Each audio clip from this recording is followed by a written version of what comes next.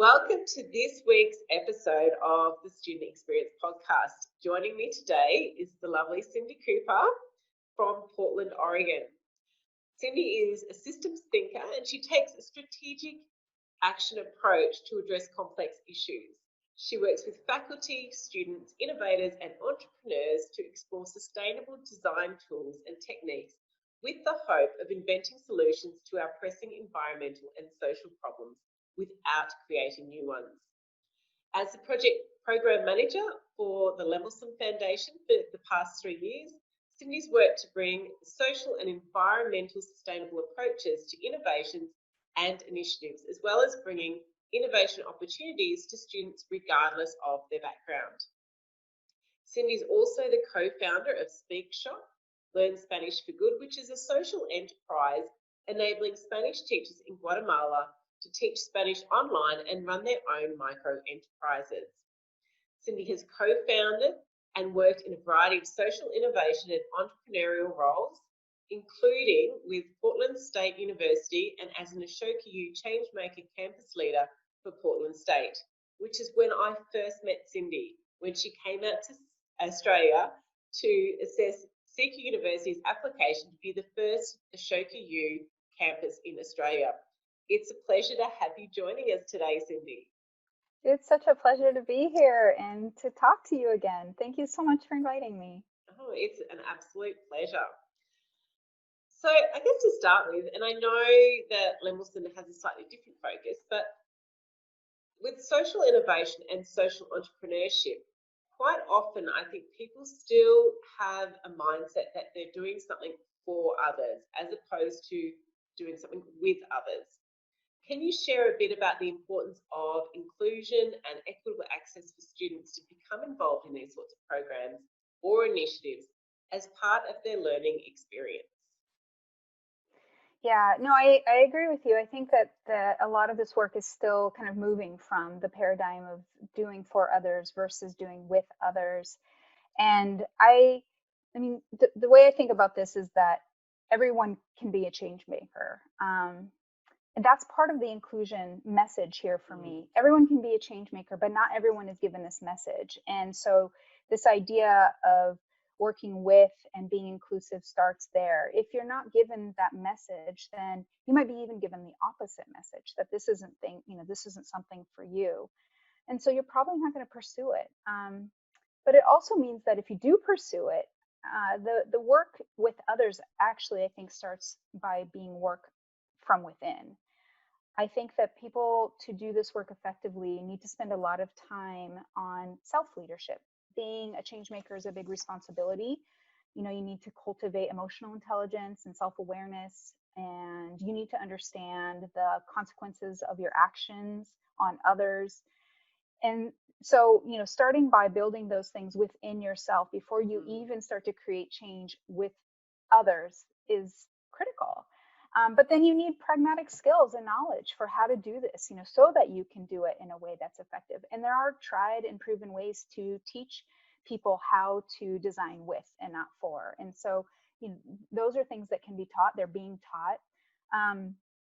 I think another aspect of this is sort of equitable access. And, if one of the things that I think can help with that is, again, this idea that you're being invited, that you're getting the message that this is a place for you, that you can be a change maker. At the Levelson Foundation, one of the ways that we're trying to approach this is by really striving to bring invention education, particularly in the younger years. We have this aspirational goal that every student, will be able to be exposed to what we call invention education, which has to do with, creating solutions to important problems and developing not only inventions, but even thinking about, well, how do those inventions get used? What are the entrepreneurial and innovation skills to get those things out into the world? And so, by being inclusive in how you reach students, you're also creating this kind of a pathway. And I think too, whether people become innovators or entrepreneurs or not, having this kind of preparation, these skills, these mindsets that come from these kinds of experiences is useful to them, to building lives with meaning and purpose. They provide valuable skills that are useful in employment, in schooling. Mm. So thinking about inclusion from that sense too, that, we're really helping people on a path that will be more inclusive for the choices that they make, whether or not in entrepreneurship is a path that they're going to take on. So those are some of the angles. I think, another piece of this is just where we are right now in the world. I mean, it's pretty obvious that we need solutions and we need hope. And Yeah. so it's really important for people to feel like they can be part of creating improvements. And that to me is also speaks to your question. We need to be able to feel like we are creating solutions with others and, helping to create the world that we want to live in. And when things are darkest is when we need to do more of this.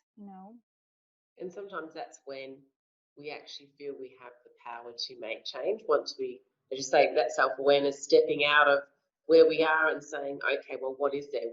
You've almost got more potential because other people are more open to that idea of something different too. I think that's right. Yeah, we can support each other in that. I think also outrage Mm. can be a motivator, or just seeing the desperate need, recognizing how powerful these kinds of things are, innovation, invention. Look at COVID. Obviously, we need inventions, we need vaccines, we need Yes. diagnostics, we need ventilators, all kinds of life-saving medical technologies. But then we also need computers and video conferencing. There's no limit to the opportunity. And what I love is this idea that students, people in general, equipped with this kind of thinking, with this belief, with skills and mindsets in this way, they can feel that they're addressing things they care about. So that's part of what I think you're speaking to as well, the motivation. They Yeah. can pursue things that they are intrinsically motivated to do something about. It's not like, oh, you have to go solve a problem that maybe doesn't affect you. Like, it can become a really personal mission. Yeah, and I think you touched on a really interesting point there, and I know it links back to the kind of work you do with the Lemelson Foundation, is that sense of that creating innovations. But I think a lot of the innovations that have been created in that real rush actually have long-term side effects environmentally as well that we haven't thought of, like the amount of waste from disposable gloves and disposable face masks. What's happening with that, and what is that bigger picture thinking, because we're really reacting but not necessarily thinking holistically.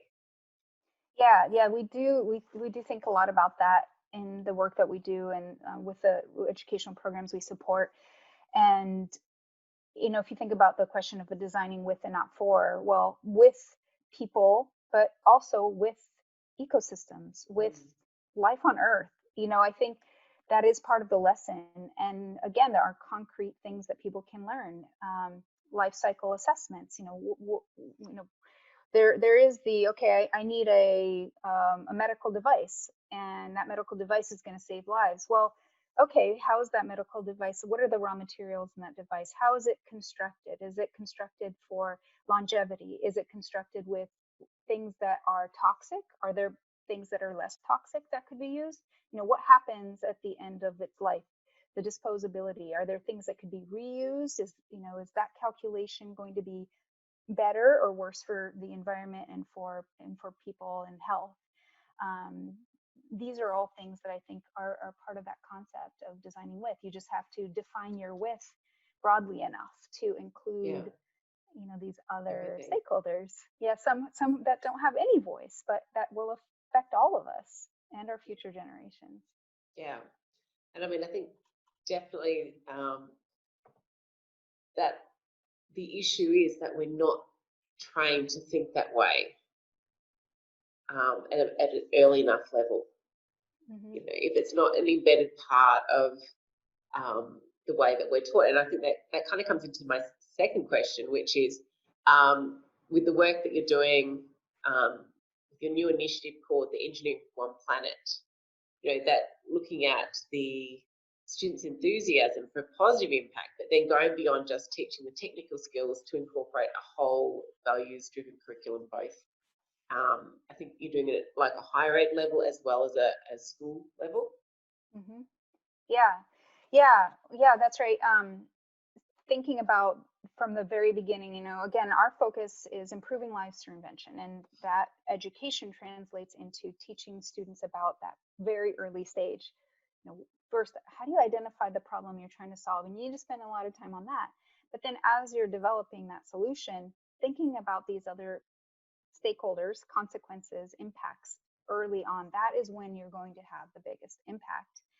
And it's something that we've spent a lot of time working on in the context of our own grantees. So as you mentioned, we have grantees that are working to deliver invention education to younger students. My work is in higher education, and we have programs to support students getting exposed to invention and innovation, and supporting them with grants and training to start new ideas, to create these inventions and turn them into businesses. And so we actually, for many years, we worked with our grantees to create trainings and tools and resources, and these are actually available for free if people want to acquire them, on delivering this kind of training through these grantee programs. And then, what we found was that there was a bigger opportunity, and there was one particular example of how this became clearly salient for us was through one of these programs that we support, which is delivering the trainings to higher ed students on taking their inventions or promising inventions and turning them into entrepreneurial startups. We're working with amazing students. They're being selected because they have really promising ideas. They're change makers, they're passionate, they're creating things that by definition, these have social and environmental impact. That's what they're being selected for, and that they're potentially high impact, high scale. And so in this program, they did a survey. They asked students, well, try to gauge what their thinking was around sustainability, sustainable design. And the question was, how important is sustainability to you personally? And 70% of these students said, yeah, it's of utmost importance. So this is really a value that they held very deeply and they practice in their lives. Okay, so how many of you have considered, this kind of the full sort of sustainability implications, we call inventing green, of your inventions, of your entrepreneurial startups, your business models? And 60% hadn't. So why is there a disconnect between the values and then how they're practicing? And so that got us thinking about, well, what else needs to be done here? What else could we do beyond the direct work with our programs? And so, yeah, we shifted our attention into thinking about maybe there's a way to have systems change, kind of go further upstream and affect the educational system, so that it's not just our students that are in our programs that are getting this kind of training, but all students. And for us, a place to start, a key lever was engineering. When we talk about invention, we're particularly focused on the invention of hardware. And engineering seemed like a really good place because certainly you're going to get inventors coming from engineering. And even the bigger impact is thinking about anything that's getting put in the world in any kind of scale is going to be touched by an engineer. And so, that becomes a really powerful way of ensuring that more people are equipped and ready to do their work with the planet in mind. And so we call that engineering for one planet. And we've been working on, connecting with stakeholders and listening sessions and workshops for a couple of years, and are starting to take some concrete actions now. And we're really excited about it. Which in the current environment, as we were talking about before this session, is just, it's amazing the success of being able to launch something when everyone's, worried and stressed, and hopefully that'll have some real long-term impacts on probably a sooner scale, because people are in that space where they're ready to create change, and it's just giving them the knowledge and the awareness and the self-awareness that they need to then, really take it forward. So it's really exciting. Yeah, we're really excited about it and grateful that people are motivated to keep doing this, in light of all of the challenges we're facing. But I think you're right that this could actually fuel even more of this kind of thing because it does feel productive and like we're doing something that, feels good. We Yeah, need that. We need hope. definitely. Oh, yeah. So when we're talking, essentially it's about that values driven stuff. So in Australia, we have a real push to embed various themes into our curriculum, like sustainability, Indigenous engagement, social innovation, entrepreneurship, and so on. And for me, it sounds very much the concept of a values driven curriculum would really incorporate all of these different themes. What are your thoughts on that? Yeah, I think we're seeing that more and more too here in the US, and students are demanding it. Students are seeing these crises we're facing. I mean, it was certainly climate change was on everyone's mind. Now we've got that and the pandemic. I think of this generation as climate crisis natives. This is just what they know, and they want to do something about it. Whether it's climate or other issues, there's Yeah. a growing stirring of wanting to make a difference. So they're asking for it in their education, they're asking for it from their employers, but it's not always easy or obvious, how they acquire it or how to deliver this kind of education. Um, and yeah, we've been trying to work on that at the foundation, and I think we're on the heels of this being a movement everywhere. I think that this is the more people who are working on this and the more students are demanding it, the more it's coming up.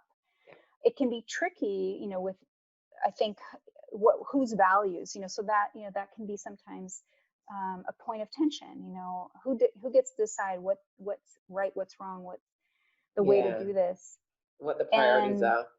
yeah, is there a sense of judgment? To me, it's really important to guide students on how they can be part of the solution. They need to be empowered, and it's not, it doesn't have to be a controversy. That doesn't have to be a judgment statement at all. We can equip people with skills, and they can find the problems that matter to them. And that's the most powerful way anyway, is again that intrinsic motivation, because it's something that they care about, something that they know. And back to the original point about designing with and not for, if they're designing solutions for things they see in their lives for their communities, they are the user. They know those problems best, those communities best. So we need all students thinking about these things. Yeah, yeah. No, I love that. Um, I guess coming back to our overarching theme of student experience, how do you see sustainable and social innovation, entrepreneurship initiatives actually helping improve a student's experience and improve their overall opportunities for success? I know we've talked a little bit about that, but I'd love to hear a bit more about your Yeah, I'm super passionate about that. thoughts. I know. You and I, we met through Ashoka U, and Ashoka has a mantra, a saying. They say everyone a change maker, and I think that's a powerful statement. That means a lot to me. I think that changing the world is not about having a few superstars, a few heroes. I think that the way to do this is to include. It's to try to strive for this. Everyone is a change maker. And to get there, we need education. To get there, we need students who feel like they're invited, that they know how to do it. They can design with and not for, they have skills. And and they become innovators whether or not they decide to start new things as leaders of entrepreneurial ventures. They become those leaders of themselves. They gain skills that are 21st century skills that everyone recognizes are needed. Employers say these things are needed. Things like creativity, collaboration, communication, critical thinking, adaptability, being able to change quickly, resilience. So those are things that are valuable in any context, educational, professional. And I really love the idea that it also, I think, improves one's ability to have a joyful, productive life. It's not just about what can you contribute, the grade that you can get in your school, or what can you do for this employer. It's about people being able to live into their fullest potential with a sense of meaning and purpose. So it's hard for me to think of something that would be more important than that. Yeah, and I think when you look at it just even purely from an employability perspective, it's just a mindset shift. And it just means people bring so much more to their roles. They're not the automatons of the past. They're actually active and inspiring, and they've got ideas to really help improve in everything, and they can see it and they can articulate it. And I think that's such a powerful combination going forward for the success of everything. It's I yeah. totally agree. Yeah, yeah. And it is what employers are asking for, the ability to do exactly what you said, to be part of the solution, to be thinking about it, to be contributing, to lead change from wherever they sit, whether they're at the top or they're just starting out. They can be those leaders of positive change and bring value to their employers. Yeah, no, I think that sounds really good. I think probably having worked in lots of different spheres, I think the challenge is that we need to get the message out to people who are already in business as well, because they're the ones that, not necessarily the person that's saying we want these skills, but the managers and the team leaders who might feel intimidated by those. How do we actually bring that and almost explode it out into the workplace so that people actually feel that that it's not an either or, that we all can do this together and we all benefit together, and it's not one person benefiting to the detriment of others, but we want that full win-win, Yeah. which would be interesting to see how we can get that out there. Yeah, that's a really good call to action. And that's where, also like building people who know how to be collaborative and know how to Yeah. engage and design with, and, to be able to bring in those groups within an existing system and bring them together. So I think that is a really important point. So that's all the questions I've got. Cindy, did you want to share some more about the work that you're doing at the moment? I would love if folks have any ideas to contribute with Engineering for One Planet in particular. We are a piece of this puzzle. We're a small piece of the puzzle. There are a lot of people who share kind of this overall kind of vision and intention of changing, how people are prepared to work in these kinds of professions. So if anybody wants to provide feedback, that would be fantastic. I mentioned free resources. Our partner VentureWell, and their URL is venturewell.org. If folks want to see these kinds of resources, they're for teaching or for innovators. They're freely available on their website. There are videos, there are lesson plans, all kinds of things that people can access. So if that's helpful, I'd be happy to hear from people. It'd be great to connect with more people. And I'll put the links in the information session for the session. So yeah, that would be good. And I think, like you say, we're collaborating for one planet. So the more voices that we hear, the better informed we are. Very well said. I couldn't agree more. That's definitely what we're trying to do. That's great. Thank you. Great restatement. I'd like to say I've been practicing, but that was actually a moment of inspiration. I'm so proud of myself. Yay.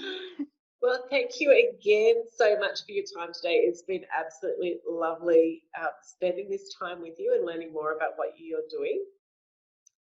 And that's it for our session for today. So hopefully everyone can join us again on our next episode, and we hope you've enjoyed listening.